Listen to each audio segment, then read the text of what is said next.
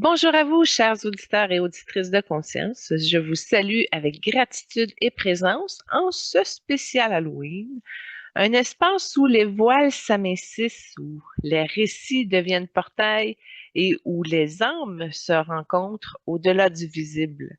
Merci d'être là, fidèles, curieux, éveillés. Merci pour votre attention vibratoire, votre écoute profonde et votre soif de vérité pendant que vous vaquez à vos réalités quotidiennes.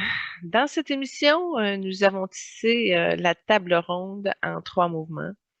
D'abord, un regard sur les enjeux du Moyen-Orient, non pas dans la polarisation, mais dans la conscience. Nous avons évoqué les lignes de fracture, les mémoires collectives, les appels à la justice et à la dignité humaine. Une invitation à voir au-delà des récits figés. Puis, nous avons traversé les mystères d'Agatha Christie, gardienne des secrets, tisseuse d'énigmes, femme de silence et de révélation. Son âme nous a offert un message de veille, de réparation et de transmission.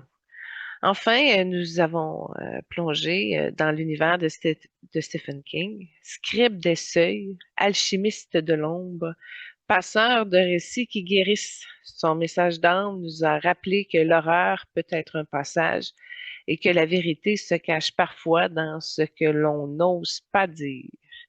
Merci de marcher avec nous dans ces territoires sensibles, puissants et nécessaires. Que cette émission vous accompagne comme un miroir ou une clé. Et puis, merci d'être là.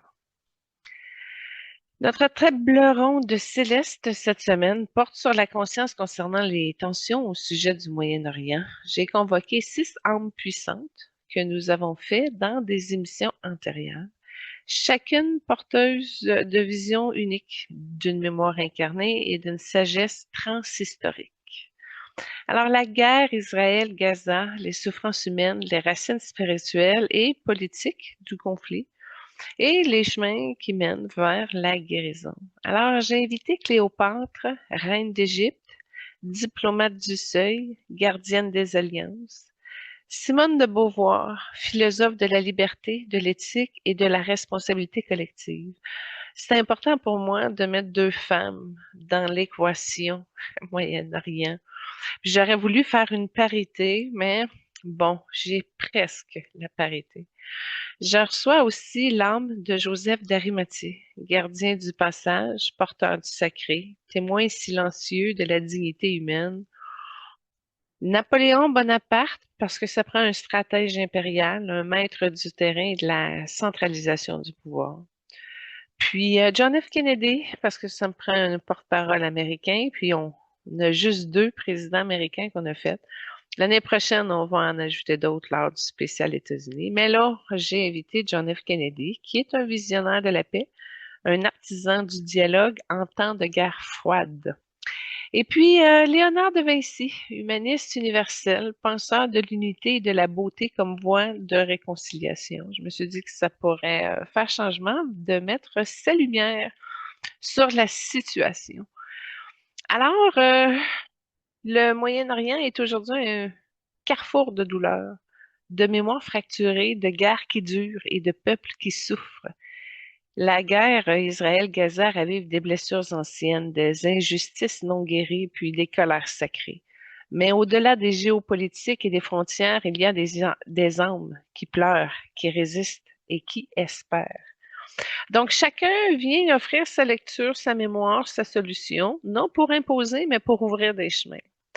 Alors, notre diplomate du seuil, Cléopâtre, dernière reine d'Égypte, se présente non comme une figure de pouvoir, mais comme une gardienne des seuils.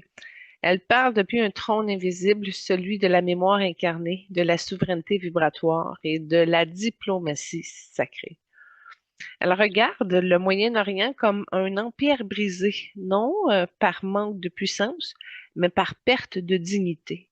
Elle voit des peuples anciens, des Égyptiens, des Palestiniens, Israéliens, Syriens, Libanais, porteurs de savoir, de spiritualité, de traditions millénaires, mais aujourd'hui divisée, manipulée et colonisée. Elle reconnaît dans la guerre Israël-Gaza une rupture d'alliance sacrée, un effondrement du pacte entre les peuples du Levant. Elle ne parle pas en termes de géopolitique, mais en termes de fréquence collective. Pour elle, la paix ne peut être imposée par des puissances extérieures. Elle doit émerger des racines vivantes, des mémoires partagées, des douleurs reconnues. Elle appelle à une restauration vibratoire du tissu régional, puis en énergie, il s'est déposé un tissu régional vibratoire. C'est pas juste quelque chose qu'elle a dit, mais c'est quelque chose qu'elle a placé aussi en énergie. Vous pouvez le voir, rouge scintillant avec des lueurs de rose. Puis il y a d'autres niveaux, c'est multidimensionnel. Chaque niveau a sa couleur et ses particularités dans ces codes. Bref, elle propose de restaurer des alliances régionales fondées sur la reconnaissance mutuelle des souverainetés, sans ingérence extérieure ni instrumentalisation religieuse. Elle propose également de créer un conseil de femmes du Levant composé de sages israéliennes, palestiniennes, syriennes, libanaises et égyptiennes, les gardiennes de la paix, les tisseuses de vérité et les médiatrices incarnées. De réhabiliter les temples de mémoire physique et invisible pour que chaque peuple puisse raconter son histoire sans être effacé ni réduit à une caricature. Puis sacraliser Jérusalem comme un cœur spirituel partagé, gardé par les trois grandes traditions abrahamiques, non comme un territoire à posséder, mais comme un sanctuaire à protéger. De réintroduire les rituels diplomatiques où chaque négociation devient un acte sacré, chaque traité une offrande et chaque rencontre un seuil. Elle nous donne un message pour nos vies. Elle s'adresse à nous comme à des souverains endormis. Elle nous invite à reprendre notre trône intérieur, à gouverner nos vies avec dignité, discernement et beauté. Elle nous dit, ne vous excusez plus d'être puissant. La douceur n'est pas soumission. La beauté n'est pas distraction. Soyez stratège, soyez souverain, soyez incarné. Apprenez à lire les jeux d'influence, à tisser les alliances sacrées, à protéger vos royaumes intérieurs. Le monde ne manque pas de force, il manque de finesse. Vous êtes les gardiens de cette finesse. Je vous rappelle que chaque mot est une négociation, que chaque regard est un traité, un silence est une frontière. Elle nous exhorte à ne pas confondre pouvoir et domination, mais à incarner un pouvoir vibratoire, celui qui protège, relie et élève. Elle nous invite à honorer nos lignées, à écouter les voix de nos ancêtres, à transmettre des héritages de sagesse plutôt que des blessures. Elle nous encourage à ritualiser nos engagements, à bénir nos décisions et à sacraliser nos relations. C'est une reine qui ne demande pas la paix, elle l'impose par sa présence. Et vous êtes tous appelés à régner sur votre propre royaume. Et elle fait une bénédiction sur les guerres parce qu'elle trouve que c'est vraiment un fléau sur Terre. En fait, tous tous nos invités le trouvent. Mais chacun va faire sa bénédiction sur les guerres pour l'amoindrir, à augmenter le rose, une belle boule de protection dorée aussi par la même occasion.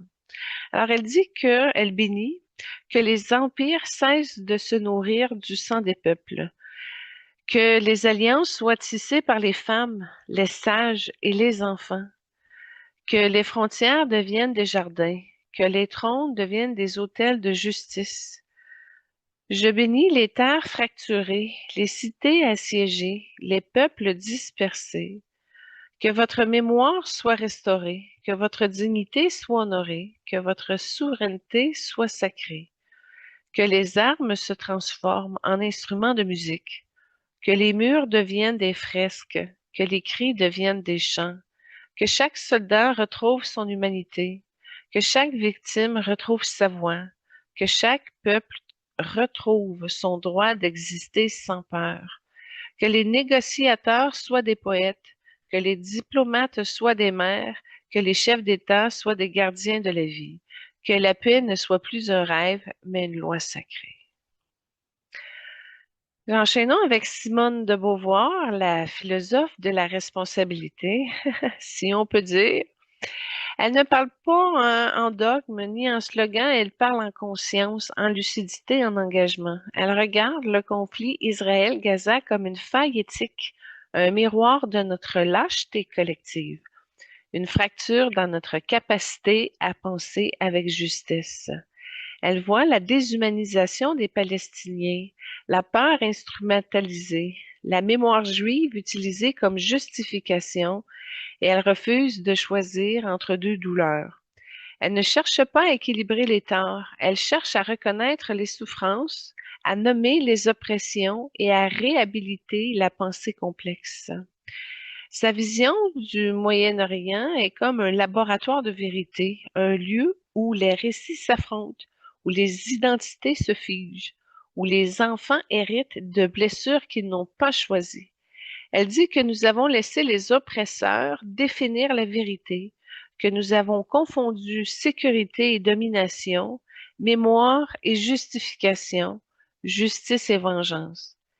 Elle propose de reconnaître les crimes des deux côtés sans relativiser la souffrance, sans instrumentaliser les morts, sans effacer les voix. De créer une charte éthique transnationale rédigée par des philosophes, des survivants, des artistes, pour redéfinir les principes de dignité, de justice et de coexistence. Elle rappelle aussi qu'éduquer à la complexité dès l'école pour que les enfants ne grandissent pas dans la haine, mais dans la capacité à penser, à nuancer, mais surtout dialoguer. Elle dit, ce conflit ne sera pas résolu par des armes, mais par des idées. Il ne sera pas guéri par des frontières, mais par des consciences. Elle a un message aussi pour nos vies. Simone s'adresse à nous comme à des êtres capables de penser, de choisir, de transformer. Elle nous dit, ne vous contentez pas d'être bon, soyez lucide. La liberté ne se donne pas, elle se construit chaque jour dans les choix les plus simples. Refusez les rôles imposés, les récits figés, les identités fermées. Interrogez tout, même ce que vous aimez. Aimez sans posséder, pensez sans dominer. Et surtout, ne vous détournez pas de la souffrance des autres, car c'est là que votre humanité se mesure. Elle nous invite à penser librement, à agir avec conscience, à refuser les récits simplistes. Elle nous exhorte de ne plus fuir la complexité, mais de l'habiter, de la traverser, de l'enseigner. Elle parle aux jeunes qui cherchent leur place, aux femmes qui refusent les rôles figés, aux hommes qui veulent aimer sans dominer.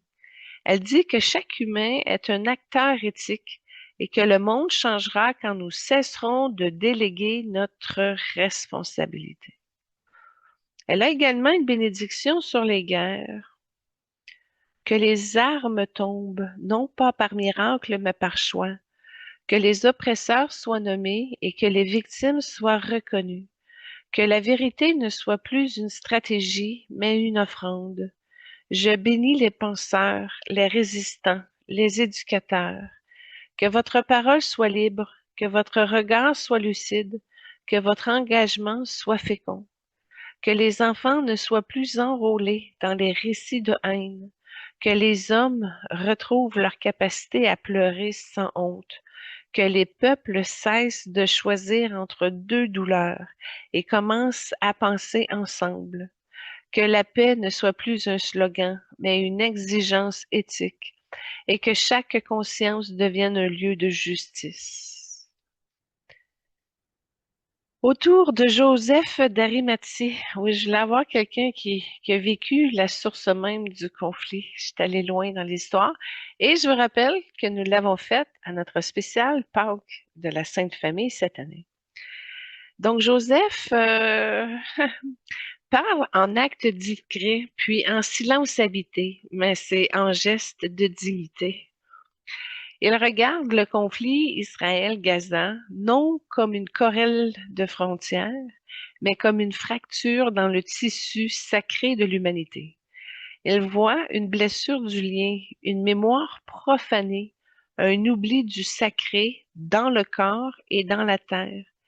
Il voit les enfants privés de futur, des pères impuissants, des mères qui pleurent sans sépulture, comme lui, autrefois, portant le corps de l'innocent crucifié. Il ne cherche pas à désigner des coupables, il cherche à restaurer la dignité. Il dit que la guerre est le symptôme d'un monde qui a oublié le respect du vivant, la mémoire du sacré et la valeur du silence vrai. Joseph voit Jérusalem comme un seuil entre les mondes, un lieu de passage, de mémoire et de promesse. Il parle de la Palestine comme un corps blessé, d'Israël comme un cœur en tension et du monde comme un temple qui a oublié ses fondations. Il ne parle pas en termes de stratégie, mais en termes de réconciliation sacrée. Il appelle à des cercles de mémoire où les anciens, les sages, les artisans, les mères et les enfants viennent raconter, écouter et bénir. Il propose des veilles silencieuses dans les lieux sacrés où l'on dépose les noms des morts comme des offrandes et où on l'écoute les vivants sans jugement. La réhabilitation des figures de sagesse masculine et féminine pour réconcilier la lignée et restaurer la mémoire vibratoire du lien. La création d'un sanctuaire de passage, un lieu transreligieux où on honore les corps, les récits, les silences et où on réapprend à marcher ensemble. Il dit, ce conflit ne sera pas résolu par des armes, mais par des mains qui portent. Il ne sera pas guéri par des traités, mais par des gestes de vérité. Il ne sera pas apaisé par des discours, mais par des silences qui honorent. Il a également un message pour nous. Et il s'adresse à chacun de nous comme un gardien potentiel. Il nous dit, vous n'êtes pas ce que le monde vous a imposé. Vous êtes ce que vous choisissez de porter avec dignité. Ne laissez pas la colère vous consumer. Ne laissez pas la peur vous figer. Portez ce qui doit être porté et déposez ce qui ne vous appartient plus. Honorez les corps, honorez les mémoires et les silences, car chaque geste juste devient un passage et chaque passage devient une guérison. Il nous invite à redéfinir des porteurs de paix, des gardiens du seuil, des témoins du sacré. Il nous rappelle que le respect est une médecine, que le silence est une prière et que le corps est un temple. Il parle aux hommes qui ont oublié leur tendresse, aux femmes qui portent trop seules, aux enfants qui cherchent un lieu sûr. Il dit que chaque être humain peut devenir un tombeau vivant pour des douleurs du monde et un berceau pour sa renaissance. Sa bénédiction sur les guerres est que les guerres cessent de profaner les lieux sacrés, que les corps soient honorés même dans la mort, que les silences deviennent des chants de réconciliation. Je bénis les veilleurs, les porteurs, les artisans de paix. Que votre dignité soit reconnue, que votre mémoire soit transmise, que votre vérité soit entendue, que les bombes se taisent, que les pas se rapprochent et que les mains se tendent, que les enfants jouent à nouveau dans les ruines devenues sanctuaires, que les femmes marchent avec leurs récits et que les hommes les écoutent avec humilité, que les peuples cessent de choisir entre vengeance et oubli et commencent à tisser une troisième voie, celle du respect sacré, que la paix ne soit plus une illusion, mais une pratique incarnée, et que chaque cœur devienne un tombeau vivant, non pour enfermer, mais pour libérer. Poursuivons avec Napoléon Bonaparte, le stratège du pouvoir. Il ne parle pas de diplomate ni de philosophe, mais il parle en stratège. Il regarde le conflit Israël-Gaza comme une bataille mal structurée, où les émotions ont pris le pas sur la stratégie, où les symboles ont été instrumentalisés et où la mémoire collective a été écrasée sous les impératifs militaires. Il voit dans le Moyen-Orient un champ de force déséquilibré, un territoire saturé de récits, de blessures et d'ambitions contradictoires. Pour lui, ce conflit est à la fois une guerre de territoire et une guerre de symboles, et il faut restaurer l'ordre sans écraser la mémoire. Napoléon voit Jérusalem comme un nœud stratégique et spirituel, un lieu qui ne peut être possédé, mais seulement gardé. Il parle de la nécessité de recentraliser les négociations, de redéfinir les frontières avec clarté et de neutraliser les extrémistes qui empêchent toute stabilisation. Il propose la création d'une zone de tampon sacrée autour de Jérusalem, administrée par un conseil interspirituel composé de représentants juifs, musulmans, chrétiens et de sages laïcs. Il parle également de l'imposition d'un cessez-le-feu par une coalition neutre, composée de médiateurs militaires et spirituels, capables de parler à la fois aux généraux et aux prophètes. Puis une réforme des systèmes de gouvernance locale pour éviter les manipulations, les clientélismes et les instrumentalisations religieuses. Il insiste sur la nécessité de structurer la paix, non pas comme une utopie, mais comme une architecture politique, militaire et symbolique. La paix ne s'improvise pas, dit-il, elle se planifie, elle se défend, elle se protège. Il a également un message pour nos vies et il s'adresse à nous comme à des leaders en devenir. Ne confondez pas autorité et brutalité. Le vrai pouvoir est celui qui structure sans écraser. Apprenez à lire les dynamiques, à anticiper les mouvements et à protéger les plus vulnérables. Soyez clair, juste et rapide. Mais ne soyez jamais arrogant, car l'arrogance est le poison des empires. Et vous êtes fait pour bâtir des royaumes durables, pas des dominations éphémères. Il nous invite à incarner une autorité vibratoire, celle qui protège sans dominer, qui ordonne sans humilier, qui gouverne sans se perdre, et nous exhorte à penser en architecte, à agir en stratège et à parler en bâtisseur. Il parle aux jeunes qui veulent changer le monde, aux femmes qui veulent structurer sans se soumettre, aux hommes qui veulent diriger sans écraser. Il dit que chaque être humain est un centre de gravité et que le chaos du monde peut être rééquilibré par des décisions justes, rapides et incarnées. Et puis sa bénédiction sur les guerres, que les généraux se souviennent que chaque soldat est un fils, un frère, un père, que les stratégies voient au service de la vie, non à la domination, que les victoires ne soient plus mesurées en cadavres. Je bénis les combattants, les stratèges, les peuples de résistance. Que votre courage soit structuré, que votre mémoire soit protégée, que votre avenir soit souverain, que les frontières soient tracées avec justice, non avec vengeance, que les armes soient posées avec dignité, non avec humiliation, et que les chefs d'État deviennent des gardiens de la vie, non des marchands de guerre, que les peuples retrouvent leur droit à exister sans être des pions, que la paix soit une stratégie, une structure, une souveraineté, et que chaque décision soit une offrande à la mémoire des morts. John F. Kennedy, le visionnaire de la paix et notre représentant américain, il ne parle pas en chef de guerre, mais en artisan du dialogue. Il regarde le conflit Israël-Gaza comme une crise de communication, un effondrement du langage, une saturation de peur et de propagande.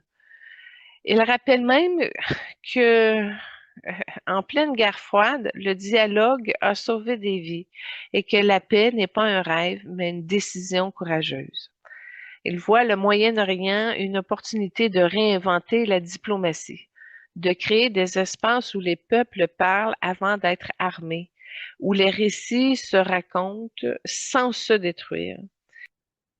Kennedy voit le conflit comme un blocage du langage humain, un lieu où les mots ont été remplacés par des armes, où les récits sont devenus des murs. Il parle de la peur comme un virus, de la propagande comme un poison et de l'absence de dialogue comme un abandon collectif. Il propose la création d'une plateforme de dialogue citoyen israélo-palestinien diffusée mondialement, où les voix ordinaires deviennent des voix diplomatiques. Il parle du financement de projets communs dans l'éducation, la santé, la culture pour créer des ponts concrets entre les peuples. On parle de l'implication des jeunes dans la diplomatie pour qu'ils deviennent des architectes de la paix, des bâtisseurs de demain et les gardiens du langage. Il nous dit, la paix ne se décrète pas, elle se construit. Elle ne se rêve pas, elle se choisit. Et ce choix doit être fait chaque jour, par chaque peuple, par chaque école, dans chaque regard. Et son message pour nos vies, il s'adresse à nous comme à des rêveurs lucides, à des bâtisseurs silencieux, à des citoyens du monde. Il nous dit, ne croyez pas que vos rêves sont naïfs. Ce sont ceux qui changent le monde. Parlez même si votre voix tremble. Dialoguez même si l'autre vous rejette. Proposez même si personne n'écoute, car un jour quelqu'un entendra et ce jour-là, votre rêve deviendra réalité. La paix n'est pas un miracle, c'est une série de choix courageux. Soyez les artisans de ces choix. Il nous invite à croire en nos visions, à dialoguer malgré les peurs, à bâtir la paix par des gestes simples et nous exhorte à ne pas entendre les chefs d'État, mais à devenir nous-mêmes des diplomates du quotidien. Il parle aux jeunes qui veulent créer, aux femmes qui veulent relier, aux hommes qui veulent réparer. Il dit que chaque être humain est un ambassadeur de paix et que le monde changera quand nous oserons parler, même dans le silence.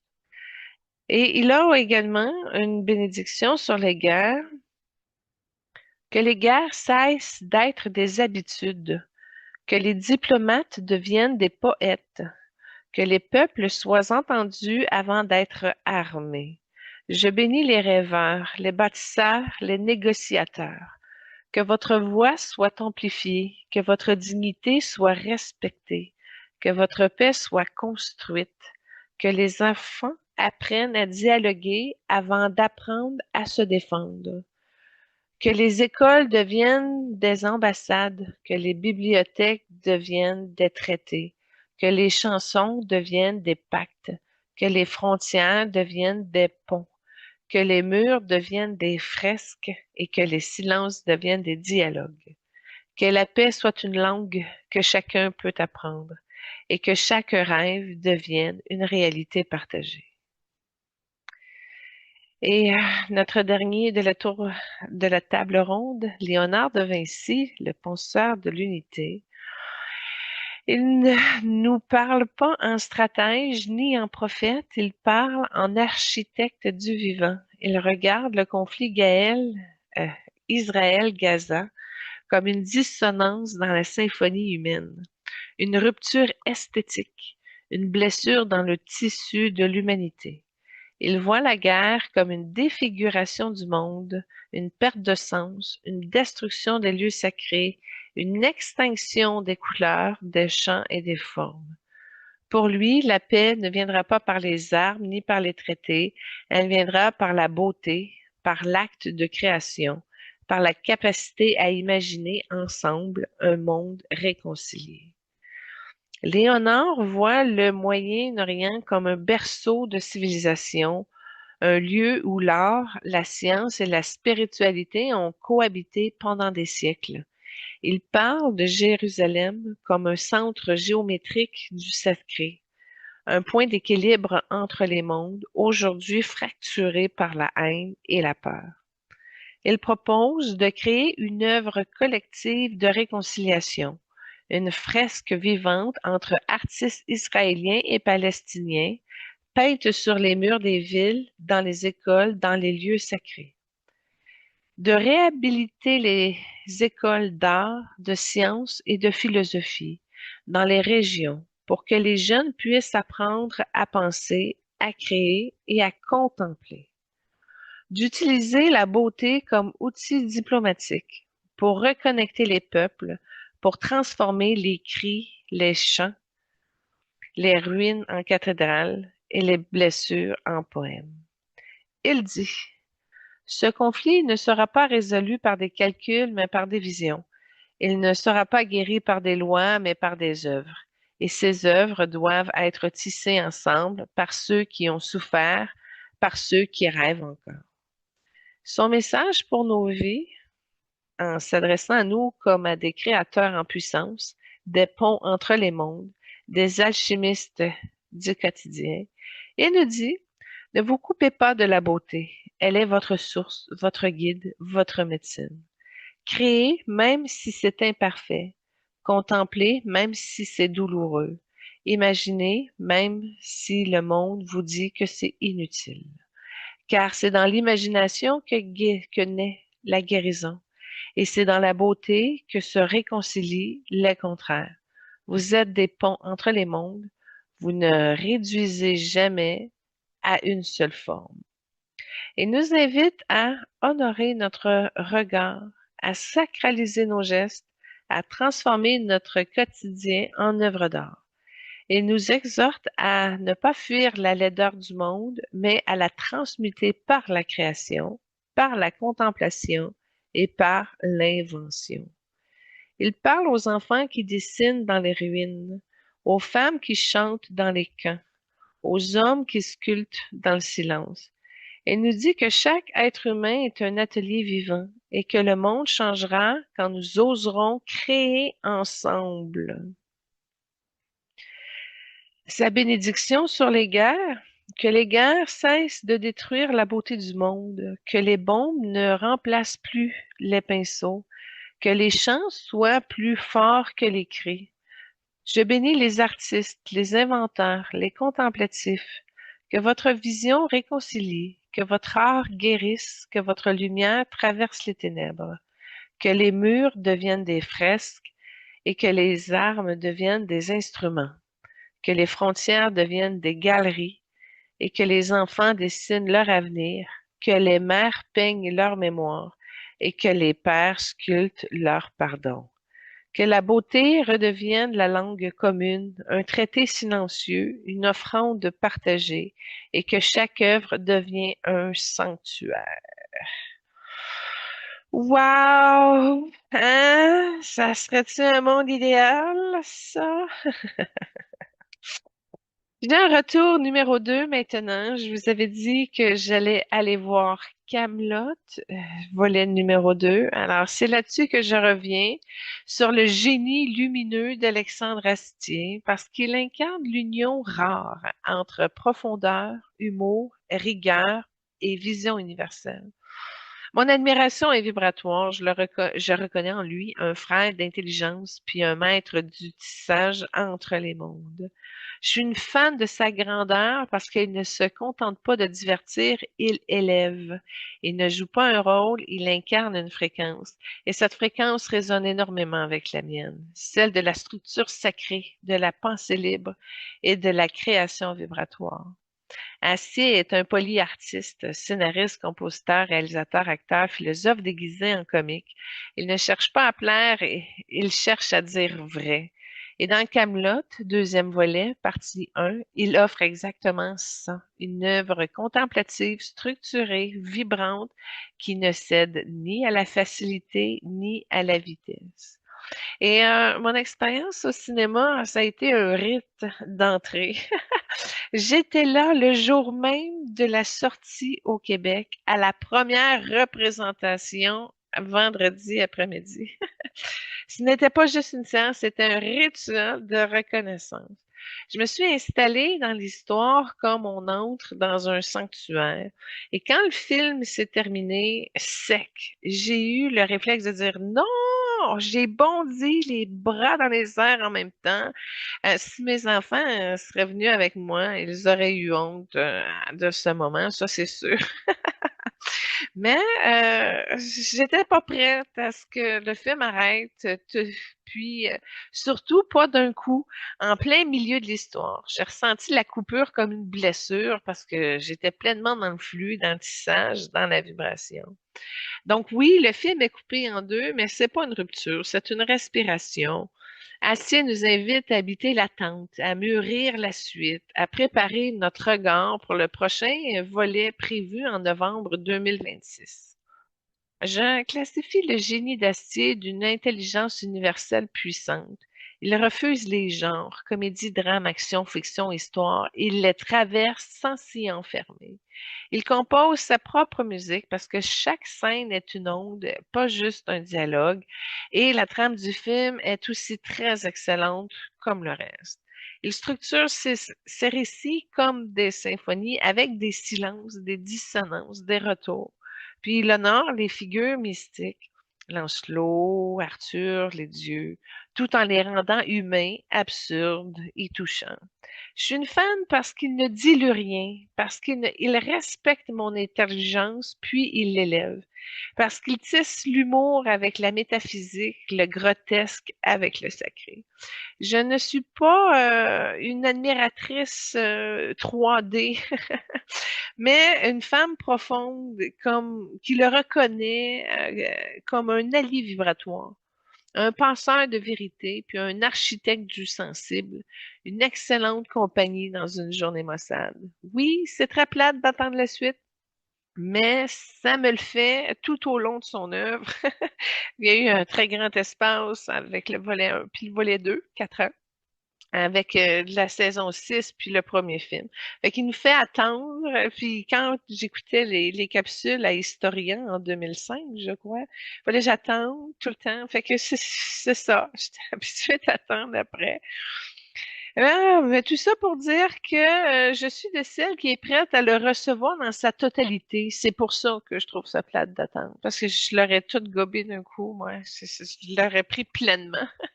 Mais c'est le genre d'histoire que tu sais que ça va finir mal de toute façon, hein. Le roi Arthur n'est pas éternel, malheureusement. Alors, merci Alexandre. Œuvre impeccable, encore une fois, comme le reste d'ailleurs. Tu es mon humain préféré. Sois béni, cher frère. Au plaisir. Voilà la fin des retours. C'est alors que nous enchaînons avec nos invités du jour et je vous présente la première trame sonore qui vient d'Agatha Christie. Bon, je vous le dis tout de suite, aujourd'hui, je les vois pas chanter puis je les vois pas danser. OK? Alors, je me suis contentée de vous présenter des trames sonores de leur œuvre. Donc, la première chanson provient d'Hercule Poirot, l'élégance du raisonnement, puis la musique du détail. C'est une trame sonore inspirée de l'univers d'Hercule Poirot qui nous plonge dans une ambiance feutrée, raffinée, presque cérémonielle. Chaque note évoque la précision du geste, la logique impeccable et le charme discret du détective belge. C'est une musique qui marche à petits pas comme Poirot lui-même, observant les plis d'un rideau, le tremblement d'une voix, puis le silence d'un regard, elle ne cherche pas à effrayer, elle déroule, analyse, révèle. Parfaite pour vous accompagner dans les segments où le mystère devient miroir et où la vérité se cache dans le détail. Agatha Christie, la prêtresse du mystère et la gardienne du féminin intuitif. C'est comme ça que je vous la présenterai aujourd'hui. Parce qu'elle ne résout pas des énigmes, elle les révèle. Née dans le silence feutré d'une maison victorienne, elle a appris à écouter ce que les autres ne disent pas. Son œuvre est un sanctuaire du détail, une danse entre la logique et l'instinct, où chaque geste, chaque absence, chaque regard devient un indice. Elle ne cherche pas à effrayer, mais à éclairer les zones grises, à réconcilier le visible et l'invisible. À travers Poirot et Miss Marple, elle incarne la sagesse du féminin observateur, celui qui n'impose pas, mais qui voit tout. Elle nous enseigne que le mystère est une voie de guérison, que la vérité se cache dans les plis du quotidien et que l'intuition est une forme sacrée de justice. Agatha est la voix du féminin lucide, celle qui murmure: rien n'est banal, tout parle, il suffit d'écouter. Alors, son vrai nom, c'est Agatha Mary Clarissa Christie, née Myler. Elle est venue au monde le 15 septembre 1890 à Torquay, dans le comté de Devon. Ça, c'est au Royaume-Uni. Dernière enfant d'une lignée anglo-américaine, élevée dans une maison imprégnée de silence, de contes et d'intuition, elle a appris très tôt à écouter ce que les autres ne disent pas. Elle traverse deux guerres, deux mariages, une disparition mystérieuse et des millions de pages écrites. Son œuvre, administrée aujourd'hui par Agatha Christie Limited, est l'une des plus traduites et lues au monde. Sa fortune est estimée à 700 millions de livres sterling, mais derrière les chiffres, il y a une femme qui observe, relit et révèle. Agatha ne cherche pas à effrayer, elle cherche à comprendre. À travers Hercule Poirot et Miss Marple, elle incarne la sagesse du féminin observateur, celui qui ne s'impose pas mais qui voit tout. Il n'y a pas de fondation Agatha Christie au sens formel, mais le nom est souvent associé à des événements culturels et à des expositions en son honneur, comme le Agatha Christie Festival au Royaume-Uni, et à des expositions temporaires qui explorent son œuvre et sa passion pour l'archéologie, comme celle du musée Pointe-à-Calière. L'œuvre de Christie est administrée par le biais de sa société en gestion, Agatha Christie Limited, qui a été acheté par Acorn Media Group en 2012. Au niveau de sa santé, il n'y avait rien de grave. Elle s'est fait une entorse aux chevilles, une intoxication alimentaire, mais rien d'autre a été relevé. Et ses époux, son premier mariage, Archibald Christie, 1914 à 1928, et son deuxième époux, Max Malouane, de 1930 à 1976. Et en 1955, elle reçoit le prix prestigieux du Grand Mustard Award pour témoin à charge, devenant la première femme à être honorée par l'Association du Mystery Writers of America. Elle est élue présidente du Detection Club en 1957 et décorée par la reine Élisabeth II en 1971. Et puis, son œuvre inspire plusieurs adaptations, dont le film Agartha, 1979, avec Vanessa Redgrave, et Coup de théâtre 2022, où elle est incarnée par Shirley Anderson. Sa machine à écrire et ses manuscrits sont conservés à Greenway, sa résidence.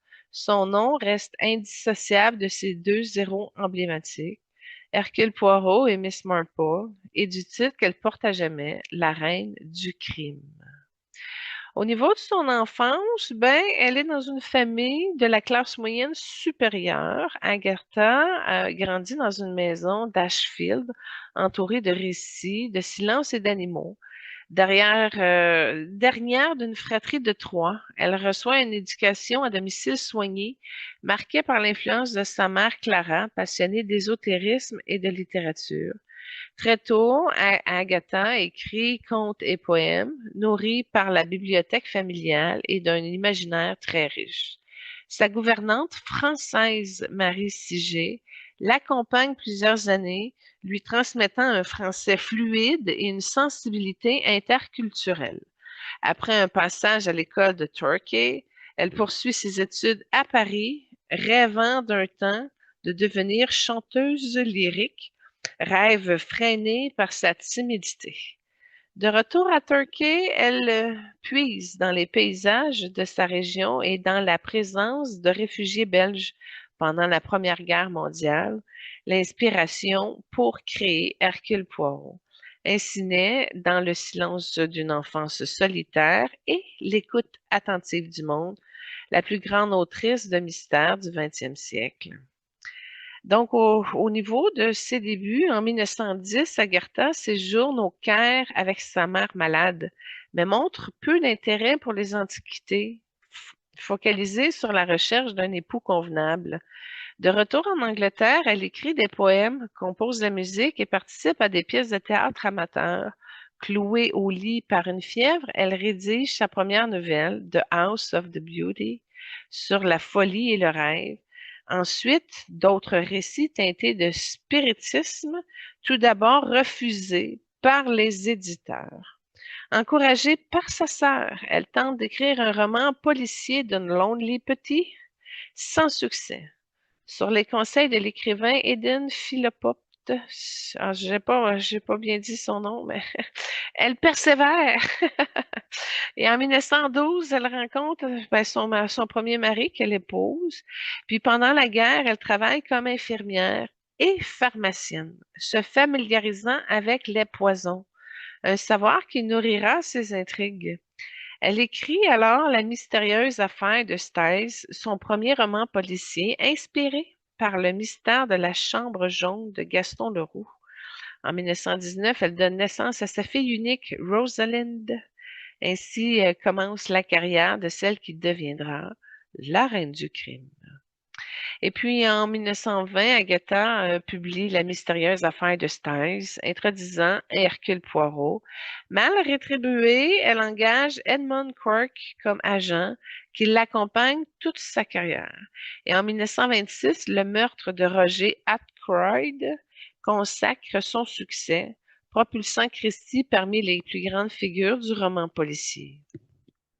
La même année, elle traverse une double épreuve, la mort de sa mère et l'annonce du divorce par son mari, Archibald Christie. Le 3 décembre, elle disparaît. Sa voiture est retrouvée abandonnée, déclenchant une vaste mobilisation médiatique et populaire. 12 jours plus tard, elle est localisée dans un hôtel sous le nom de la maîtresse de son mari, prétendant de ne se souvenir de rien. Jamais expliquée, sa disparition inspire de nombreuses œuvres de fiction, de Doctor Who à Gone Girl, en passant par des bandes dessinées et des téléfilms. Quelle ait été vengeance, fugue ou stratégie littéraire, elle reste l'un des plus grands mystères de sa propre vie, digne d'un roman signé Agatha Christie. Et en 1930, ben, elle rencontre l'archéologue Max Mallowan sur le site et puis ben, de l'UR. Malgré leur différence d'âge et de religion, ils se marient discrètement la même année. Elle découvre à ses côtés une passion pour l'archéologie, participant activement à des fouilles en Irak et en Syrie, documentant, nettoyant, photographiant les artefacts et instaurant une atmosphère sereine sur les camps. Elle publie Dis-moi comment tu vis en 1941, témoignage de cette vie partagée entre écriture et exploration. Et dans les années 30, marque sa plus longue, sa plus prolifique 17 romans, 7 recueils et la naissance du personnage emblématique comme Miss Marple, Harley Quinn et Ariadne Olivier. Elle écrit aussi sous son pseudonyme Mary Westmacott pour explorer d'autres genres. Passionnée d'Égypte, elle rédige la pièce d'Akhenaton et s'investit dans le Detection Club. Et en 1938, elle acquiert Greenway Estate, future maison-musée, où elle poursuit son œuvre entre mystère, mémoire et beauté. Puis durant la Seconde Guerre mondiale, Agatha met ses compétences pharmaceutiques au service de l'hôpital de Torquay, perfectionnant sa connaissance des poisons, tandis que son mari Max est mobilisé au Caire et elle vit seule à Londres, cherchant à le rejoindre par tous les moyens.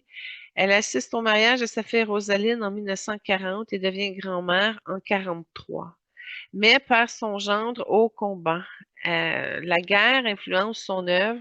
Elle refuse un poste de propagande, mais publie N ou M, roman engagé contre le nazisme. Elle réactive des personnages délaissés comme Miss Marple et Tony Tuppence, tout en écrivant 2 romans testamentaires. Hercule Poirot quitte la scène et La dernière énigme, publiée à la fin de sa vie.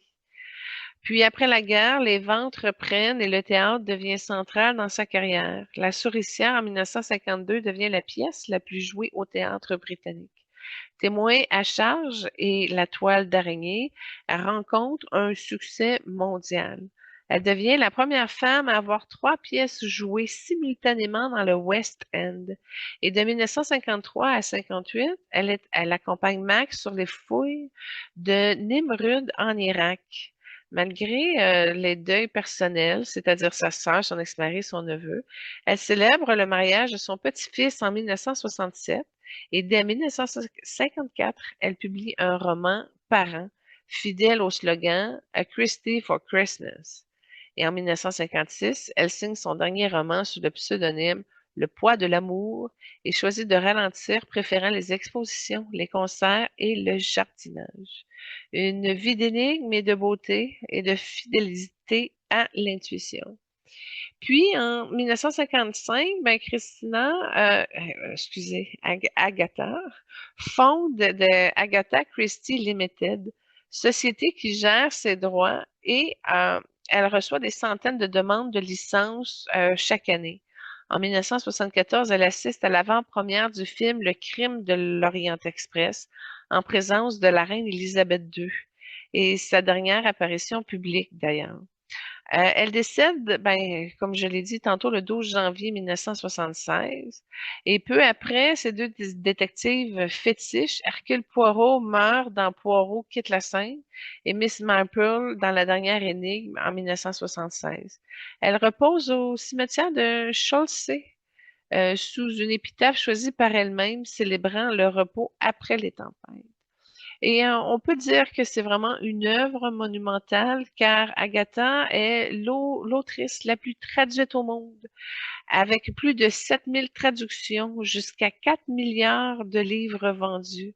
Elle a écrit 67 romans, 190 nouvelles, 18 pièces de théâtre, une autographie et plusieurs œuvres sous le pseudonyme de Mary Westmacott. Son style, souvent jugé simple, cache une mécanique narrative redoutable, offrant au lecteur les clés pour résoudre l'énigme. Le meurtre de Roger Ackroyd et Ils étaient 10 compte parmi ses chefs-d'œuvre, ce dernier étant le roman policier le plus vendu de l'histoire. Et puis, son œuvre a été analysée par sa structure ingénieuse, mais aussi critiquée pour des stéréotypes raciaux et sociaux reflétant les mentalités de son époque. Elle s'en défend en évoquant le réalisme culturel, mais son univers reste marqué par les tensions de l'entre-deux-guerres. Puis malgré cela, Agatha demeure une figure incontournable du roman policier, une architecte du mystère et une voix littéraire qui continue de fasciner, interroger et inspirer. Tan, tan, tan. Trame sonore numéro 2, avec un petit jingle pour vous la présenter. Make Believe, chanté par Bing Crosby, que nous avons déjà fait dans un spécial Noël antérieur, évoque un mode feutré où l'illusion devient refuge. Dans l'univers d'Agatha Christie, cette mélodie incarne l'élégance du doute, le charme discret des apparences et la tendresse cachée derrière les énigmes. Un souffle doux entre vérité et illusion. Alors, Agatha touche l'archétype de la précision, de l'observation, du service et du discernement. Elle incarne la Vierge alchimiste, celle qui trie, qui purifie et qui relève les vérités cachées dans les détails. C'est une âme curieuse, voyageuse, passionnée par les cultures, les mystères anciens, les quêtes de sens. Ça résonne avec son amour de l'archéologie et du Moyen-Orient. Elle est, elle porte une aura de mystère, de profondeur et de maîtrise. Puis, elle a l'intensité et la structure, puis même certains codes de longévité. Et puis, son chemin de vie incarne le chemin du chercheur, de la vérité cachée et de l'introspection. Elle aime composer avec des énigmes, des bibliothèques, des laboratoires secrets. Elle est aussi marquée par la compassion universelle et la transmission. Elle est une âme indigo profond avec des éclats dorés. Bon, ça ressemble pas à celle de Patrick Bernard qui était bleu plus clair. Elle, c'est vraiment bleu profond. Puis, c'est la couleur des intuitifs, des visionnaires, des passeurs entre les mondes. Le doré évoque la sagesse ancienne, la noblesse vibratoire et la mémoire sacrée. Elle écrit d'ailleurs avec une plume indigo, mais son regard est doré. Elle voit au-delà du visible. Puis, elle fait partie de la famille d'âmes des gardiennes des archives. Agatha appartient à une famille d'âmes qui veille sur les mémoires, les récits, les vérités oubliées. Elle est une tisseuse de trames, une protectrice des secrets, une archiviste du karma collectif.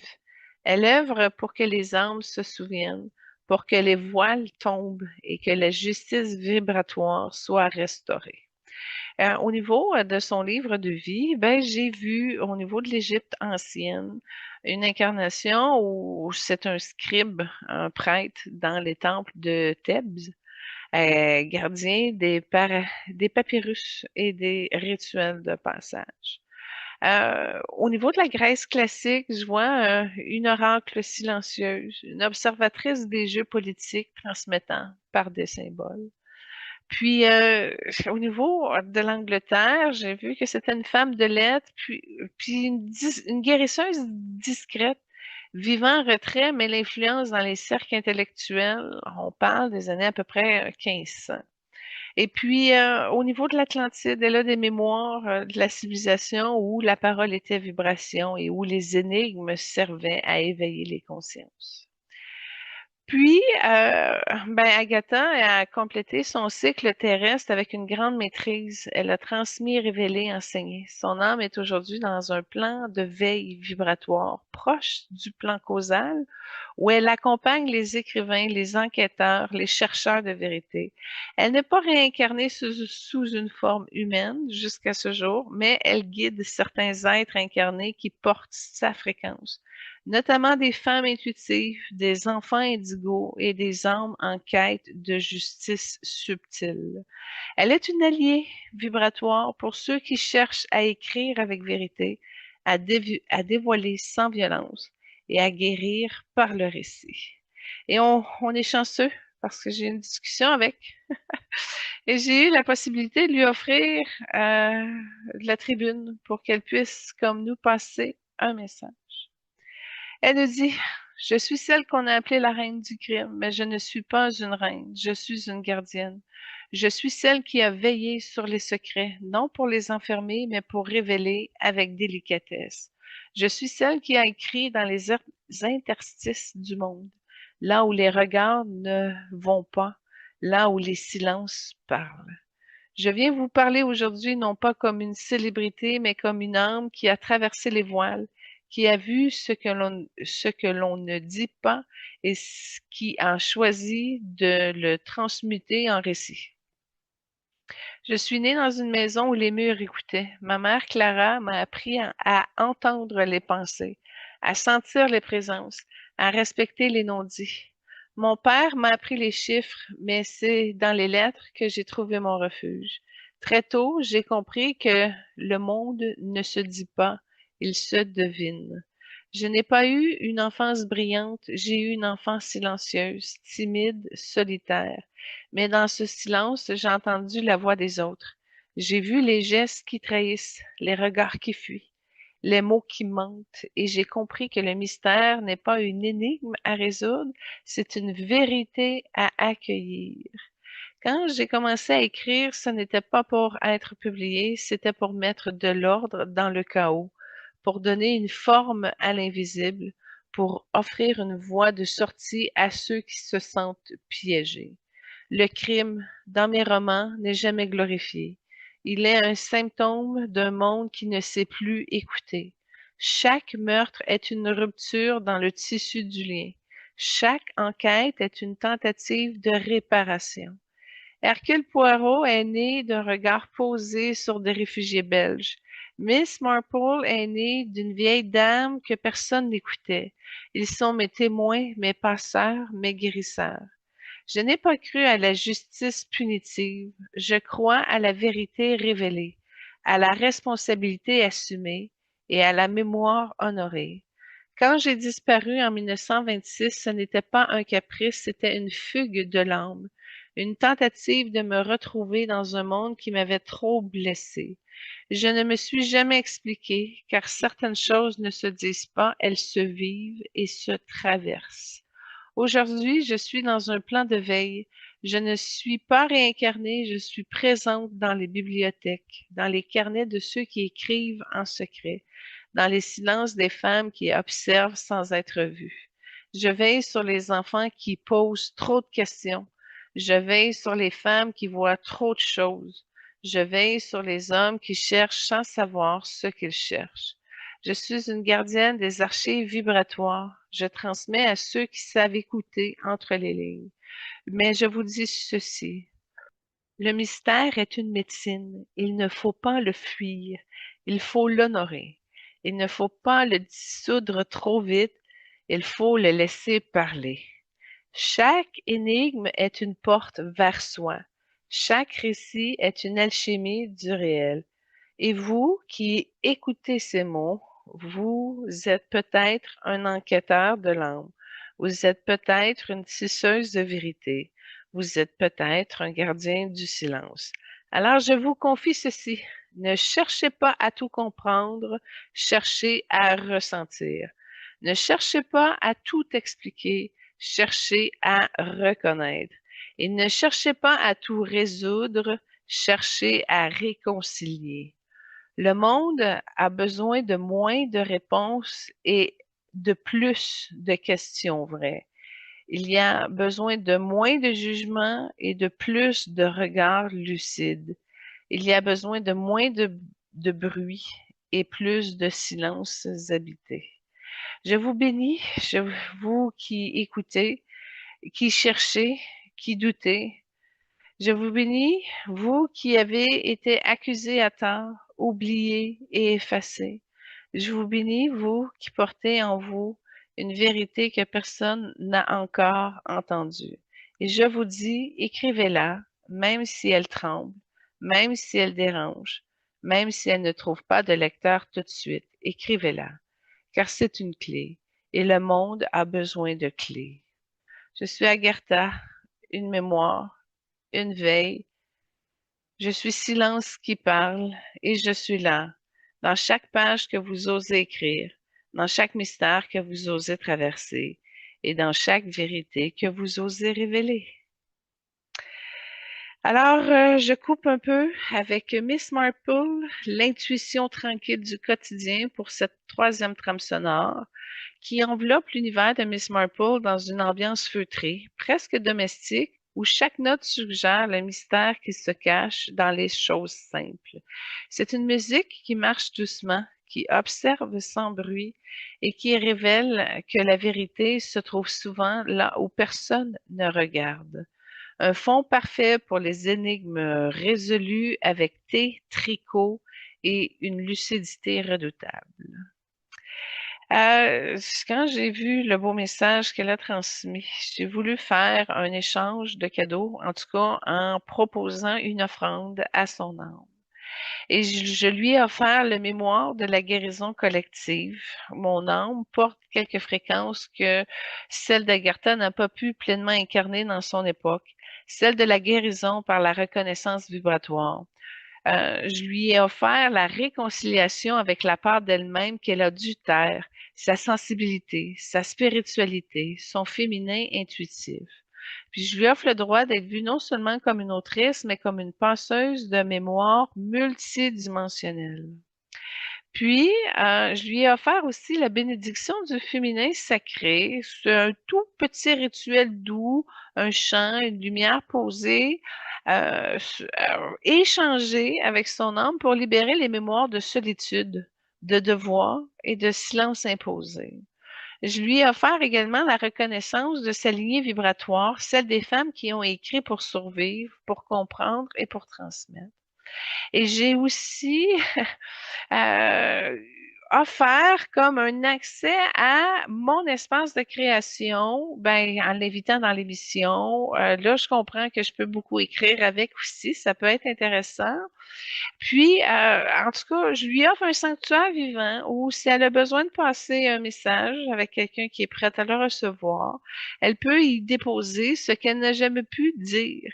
Elle peut même être accueillie comme membre, non comme un personnage public. Fait que c'était un beau cadeau, je trouvais, que je lui faisais avec tout mon amour. Mais elle a participé à l'échange et cela est destiné à moi, mais à vous également si vous le souhaitez en recevoir, en votre âme évidemment. Donc, elle offre la sagesse du détail comme voie de vérité. Moi, j'aime beaucoup. C'est comme une énergie qui enseigne que chaque geste, chaque silence, chaque oubli est porteur de sens. Elle nous offre à travers ça l'art de l'observation sacrée, celui qui ne juge pas mais qui révèle. À travers nos récits, elle peut nous apprendre à écouter ce que le monde ne dit pas. Puis, elle offre aussi la permission d'écrire ce qui dérange. Elle offre à tous les créateurs et créatrices la permission de nommer l'inconfort, de tisser l'ombre, de rendre visible l'invisible. Et elle nous dit, ne cherchez pas à plaire, mais cherchez à dire. Puis, à la mémoire des femmes qui ont traversé sans bruit, elle offre à l'audience la mémoire vibratoire des femmes qui ont porté le monde sans reconnaissance et nous rappelle que le mystère est une forme de dignité et que la vérité peut être transmise sans violence. Ça change légèrement nos codes. Puis, c'est une clé pour les âmes en quête. Agartha offre une clé à ceux qui doutent, qui cherchent, qui ne trouvent pas leur place. Elle leur dit, tu n'es pas perdu, mais enquête. Et votre enquête est sacrée. Alors, ben, j'ai dit, ben, je te vois, Agartha, je t'accueille dans mon espace, que ton silence devienne lumière. Et elle m'a répondu, je te vois, Julie, je te bénis dans ta transmission, que ta voix soit refuge et que ton œuvre réparation. Puis, soudainement, il y a une lumière qui a modifié mon canal pour améliorer ma fluidité pour l'écriture automatique et que ça, en même temps, aiguise mes perceptions. Alors, j'étais très heureuse de cet ajustement vibratoire dans mon canal médiumnique. Et c'est ainsi que je l'ai béni comme une gardienne des mystères et une tisseuse des vérités. Et j'ai dit, Agatha, toi qui as écrit dans les interstices du monde, toi qui as vu ce que les autres ne regardaient pas, toi qui as offert au silence une voix, nous te bénissons. Que ton âme repose dans la lumière douce des vérités révélées. Que les pages que tu as laissées continuent de guérir et que les énigmes que tu as tissées deviennent des clés pour ceux qui cherchent. Nous honorons ton regard affûté, ton cœur discret, ta fidélité aux détails, ta loyauté envers la justice subtile. Tu as traversé les voiles avec dignité et tu continues d'inspirer ceux qui écrivent pour comprendre et ceux qui observent pour aimer, ceux qui doutent pour mieux voir. Que les gardiens du récit te reconnaissent comme l'une des leurs, que les bibliothèques vibratoires te gardent en mémoire et que les femmes silencieuses te sentent à leur côté et que les enfants qui posent trop de questions entendent ton souffle. Que le mystère devienne lumière, que la vérité se révèle sans violence et que chaque silence soit entendu comme une prière. Et que ta voix soit refuge, que ton œuvre soit mémoire et que ton souffle soit guérison. Que les pages que tu as écrites portent la fréquence du juste, que les récits que tu transmets honorent les invisibles et que les espaces que tu crées soient des sanctuaires de réconciliation. Que les âmes qui t'écoutent se souviennent de leur propre sagesse, que les blessures se transforment en offrandes, que les secrets deviennent des clés et non des chaînes. Que la lignée des femmes qui ont traversé sans bruit te soutienne, que les gardiens du récit te bénissent. Agatha, nous te bénissons dans ta veille, nous te remercions pour ta transmission et nous t'accueillons dans notre cercle de vérité.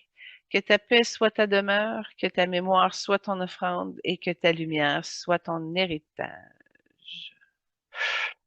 Voilà ce qui conclut pour Agatha, que j'ai vraiment fait attention tout le long de son segment, parce que Agartha, qui est une cité intraterrestre avec des âmes évoluées dans une autre dimension.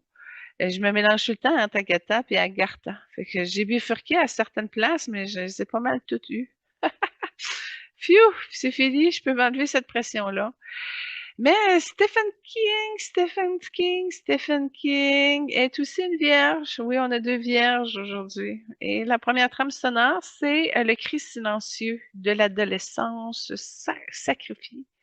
Carrie, inspirée du tout premier roman de Stephen King, Carrie est une plongée dans les profondeurs de la peur sociale, du rejet et de la colère enfouie.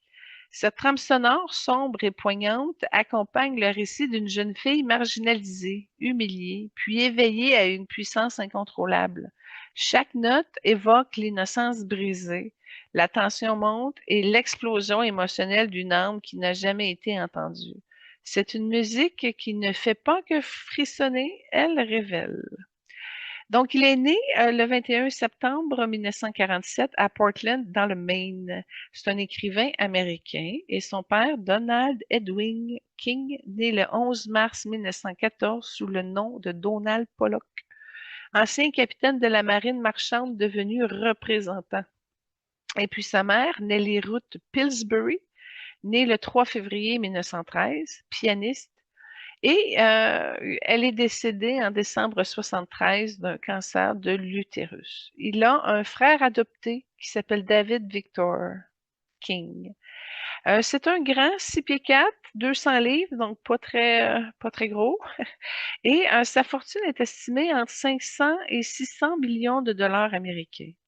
Il a une fondation qui s'appelle Stephen et Tabitha King, qui est sa femme, qui est une organisation privée à but non lucratif qui favorise le renforcement et le soutien des communautés et s'appuie sur des valeurs et la spiritualité des fondateurs. Donc, Stéphane est un écrivain emblématique du Maine qui est aussi philanthrope, discret mais puissant. Avec son épouse Tabitha, ils fondent en 1986 cette fondation qui redistribue chaque année 10 de leurs revenus à des causes sociales. Des bibliothèques, des écoles, des services d'incendie, de l'art, de la santé, de l'aide aux plus démunis. Le couple a versé des millions de dollars à des projets communautaires, notamment à Bangor, la ville au cœur, pour des infrastructures culturelles, médicales et éducatives. Parmi ces dons marquants, il y a un théâtre Ruth King à Milton Academy en 1989, aide de la bibliothèque publique de Bangor en 89, unité pédiatrique à l'Hurston Maine Medical Center en 92, une piscine municipale à Beth Pankow 2004, soutien aux familles pour le chauffage, aux écoles, aux réfugiés, aux associations contre la faim et à la discrimination raciale. Ça, c'est de 2011 à 2021. Ils soutiennent également IFER International, Jimmy Fund et des causes liées au VIH, au cancer, aux enfants et aux droits humains. Puis, il est marié à Tabitha depuis 1971. Il est père de 3 enfants, dont Joe Hill, qui est lui aussi écrivain. Stéphane a traversé des épreuves de santé majeures, dépendance, pneumonie, accident grave en 1999, qui a laissé de multiples fractures et a nécessité 5 opérations. Il incarne une dualité féconde, celle d'un maître du suspense et un homme profondément engagé dans le tissu social de son état.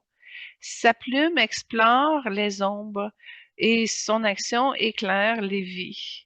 Stéphane est l'un des auteurs les plus récompensés de l'histoire contemporaine, salué pour son œuvre prolifique et son influence majeure dans les genres de l'horreur, du fantastique puis du thriller.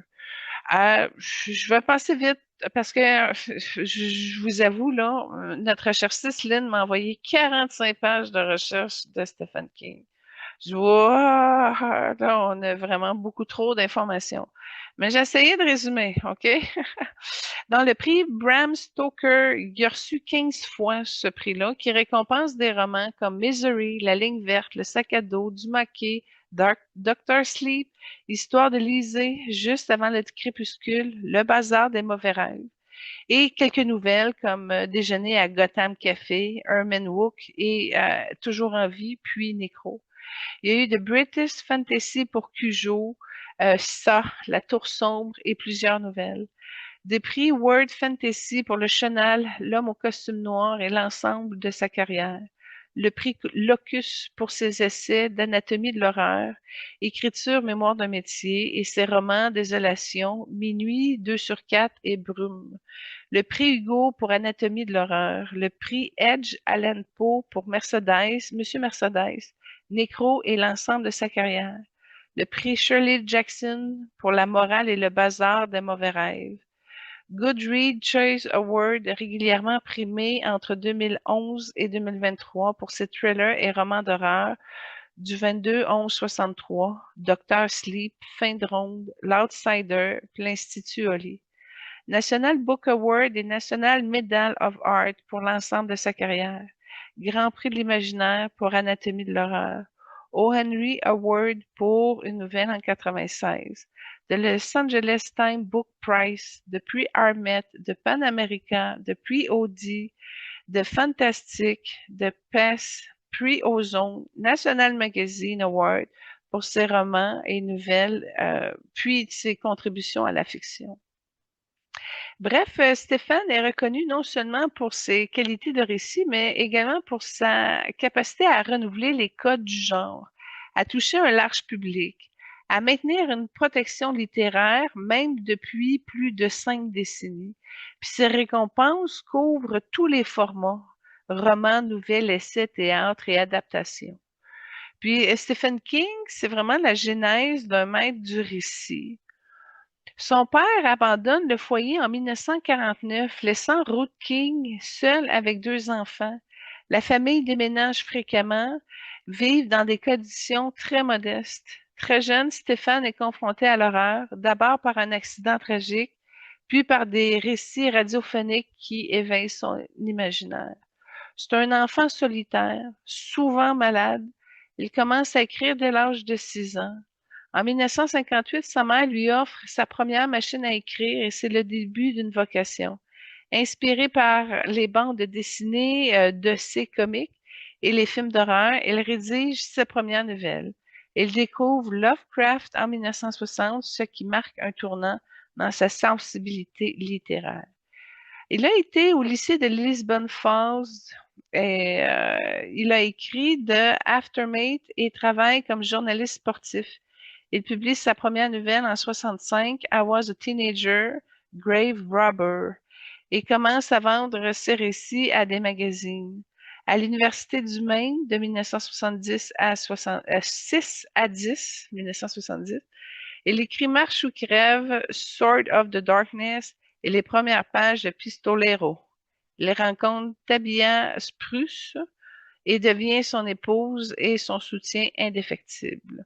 Diplômé en littérature et en enseignement, King peine à trouver un poste. Il travaille dans une blanchisserie, vit dans une caravane et devient père de Naomi 1971, puis de Joseph Hillstorm en 1972.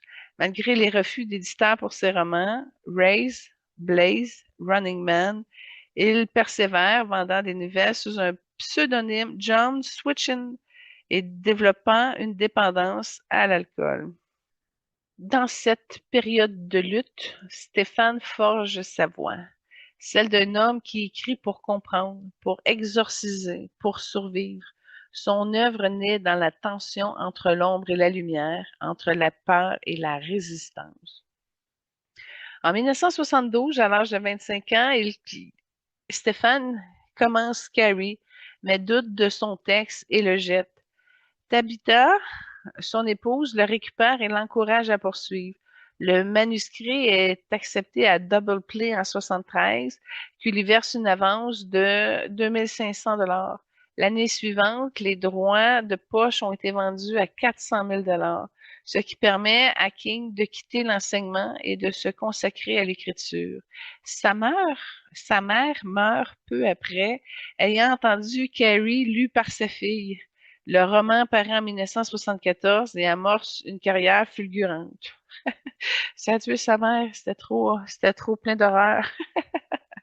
Ouais. Bon, après la mort de sa mère, King déménage à Baudelaire où il écrit Shining, l'enfant lumière, inspiré d'un séjour au Stanley Hotel. De retour dans le Maine en 75, il publie Salem, une réinventation de Dracula et une petite ville américaine. Carrie et Salem deviennent des succès massifs en édition de poche. Puis Shining et la naissance du pseudonyme Bachman en 1977, Shining paraît, explorant l'isolement, la folie et l'alcoolisme, le reflet inconscient de ses propres luttes. King adopte le pseudonyme de Michel Bachman pour rédiger Rage, un roman sombre sur un lycéen en crise. Il déménage brièvement en Angleterre où il rencontre Peter Straub, futur collaborateur. Puis en 78, il enseigne à l'Université du Maine. Il publie Danse macabre et le fléau, roman Ah, je vais leur prendre cela. Roman post-apocalyptique, ambitieux, qui lutte sur le bien et le mal. Malgré des coupes imposées, le fléau devient un classique. Donc, en 79, Marche ou crève paraît sous le nom de Bachman, suivi de Dead Zone, premier roman publié chez Viking Press. Explore le don de la précognition et les dilemmes moraux.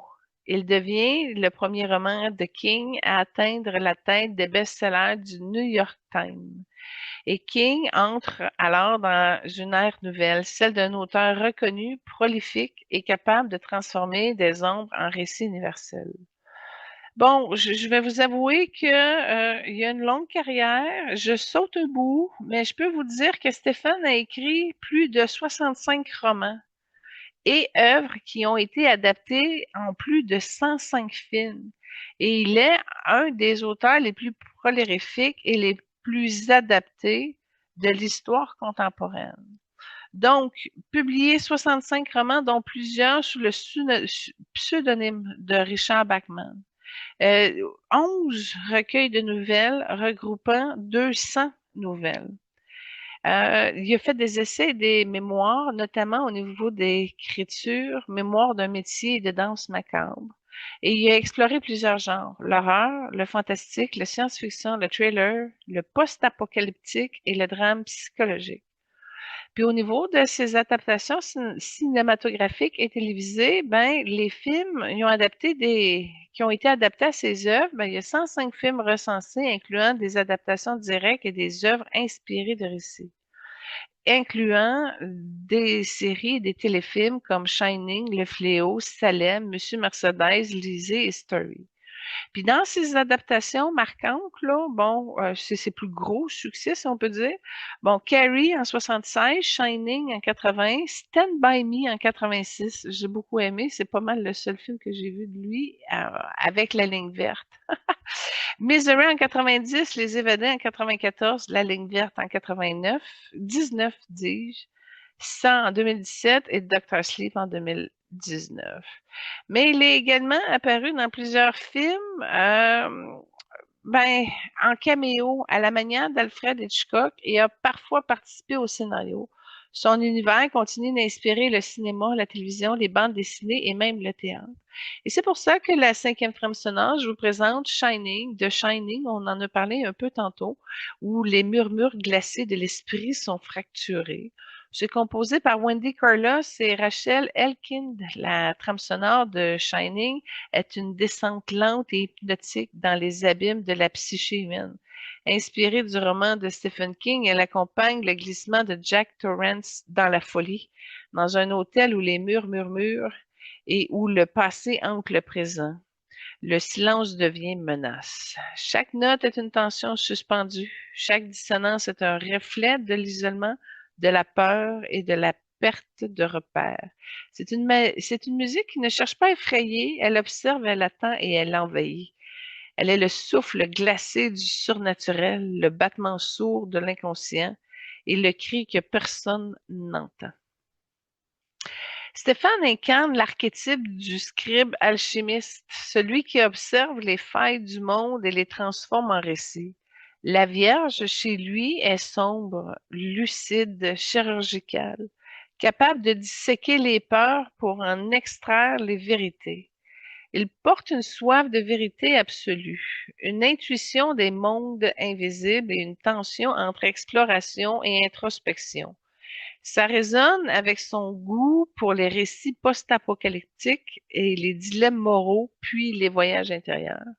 Mais Stéphane est à la fois un protecteur et structurant, familial et solitaire, émotif et discipliné. Son aura est celle d'un père karmique porteur de mémoire et de réparation. Puis son chemin de vie est le gardien du foyer, du lien, de la responsabilité. Stephen est un tisseur de famille fracturée, un réparateur de lignées, un passeur de mémoire collective. Il porte aussi le maître de la compassion universelle et de la transmission vibratoire comme un carton. Puis ensemble, c'est drôle parce qu'ils forment un axe de guérison par le récit. D'où le pourquoi ça doit venir de leur côté vierge. Les deux sont vierges, comme je l'ai dit tantôt. Au niveau de sa couleur d'âme, celui-là est particulier, c'est le premier. Il est rouge profond avec des éclats de noir et de turquoise. Le rouge est la force vitale, la rage transmutée, la passion du vivant. Le noir est la mémoire des ombres, la conscience des abscisses. Le turquoise est la porte vers l'invisible, la clairvoyance intuitive. Stéphane écrit avec une plume rouge, mais son encre est turquoise, il voit dans l'obscurité. Puis au niveau de sa famille d'âmes, il fait partie des veilleurs des seuils. Il appartient à une famille d'âmes qui veille sur les passages, les limites entre les mondes et les ondes de bascule. Ce sont des âmes qui écrivent pour exorciser, qui nomment pour libérer et qui mettent les récits, les traumas collectifs. Ils sont des gardiens du seuil, des scripts des fractures, puis des révélateurs des non-dits familiaux et sociaux. J'ai regardé dans son livre de vie en lien avec son incarnation aujourd'hui, là. J'en ai trouvé une, Irlande ancienne. C'est un barde, conteur dans une tribu celte, puis il porte des récits initiatiques et de légendes sombres. Il a travaillé, dans l'Europe médiévale, il a été un moine copiste, travaillant dans l'ombre à transcrire des textes interdits. En Amérique du 18e siècle, il était médecin de campagne, puis il y avait une plume aussi comme journaliste marginal, témoin des injustices sociales et porteur de vérité. Ça a été difficile, cette vie-là. Ça a brusqué beaucoup de choses. Il y a eu beaucoup de chicanes, beaucoup de confrontations. Ça a mal fini. Ça a mal fini pour son corps, en tout cas. Et oui, oui, et imaginez-vous qu'il y a de l'Atlantis et il y a de la Lémurie aussi. Fait que c'est une vieille âme. Puis il y a la mémoire d'un monde où les mots étaient des portails et où la peur était transmutée, entre autres, par le son. Et puis Stéphane est en phase de transmission karmique. Il a transmuté ses blessures, abandon, dépendance, précarité, en offrande littéraire. Son âme est aujourd'hui dans des plans de réparation collective où il libère des mémoires familiales, nomme les traumas et offre des récits comme rituels de guérison. Et son énergie est active dans les lignées d'écrivains, de thérapeutes et de rêveurs lucides. Il veille sur les enfants qui ont peur, les adultes qui n'osent pas dire et les familles qui cherchent à reconstruire. Et puis, la dernière trame sonore de l'émission aujourd'hui, c'est son film Cujo. La peur à huis clos et le monstre ordinaire.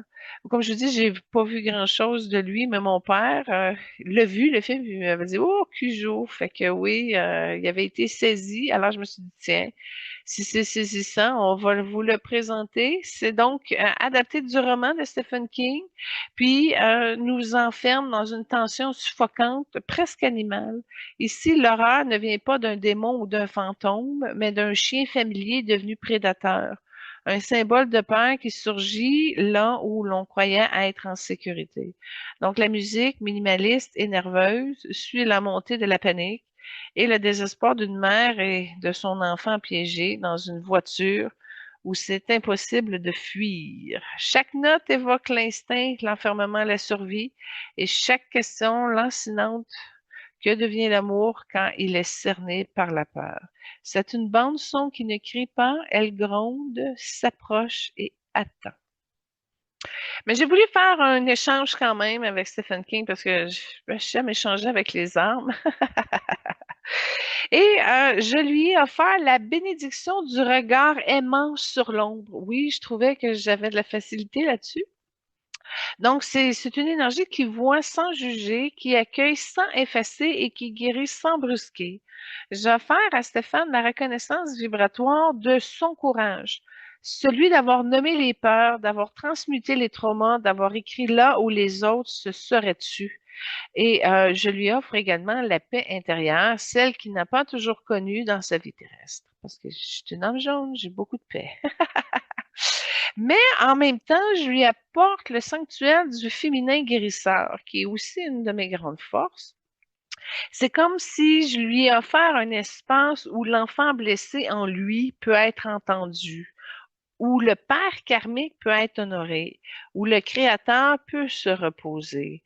C'est comme un rituel de reconnaissance, comme une lumière posée sur des blessures transmutées, sur une vibration qui dit: tu as bien fait, tu as bien veillé, mais tu peux maintenant te déposer. Puis également, c'est comme des codages de la mémoire des âmes qui lisent pour guérir.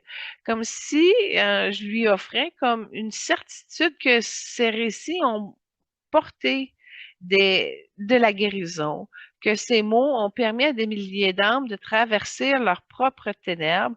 Et je lui offre également la gratitude des lecteurs invisibles, ceux qui n'ont jamais écrit à lui, mais qui ont été sauvés par une phrase, une scène ou une vérité.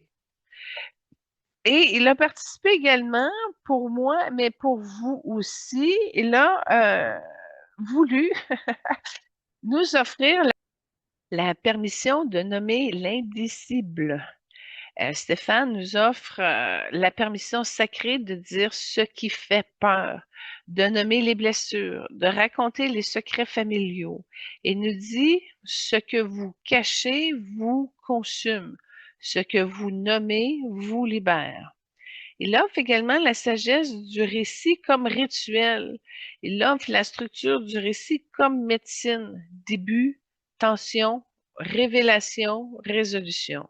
Il nous enseigne que chaque vie peut être racontée, que chaque trauma peut devenir un chapitre et que chaque silence peut devenir une voix. Et la mémoire des enfants qui ont survécu. Il offre à tous ceux qui ont grandi dans le chaos, la pauvreté, l'abandon, la preuve qu'ils peuvent créer malgré tout. Et il nous dit: vous n'êtes pas vos blessures, vous êtes ce que vous en faites. Et dernier cadeau, si on peut dire, c'est une clé pour traverser les ténèbres.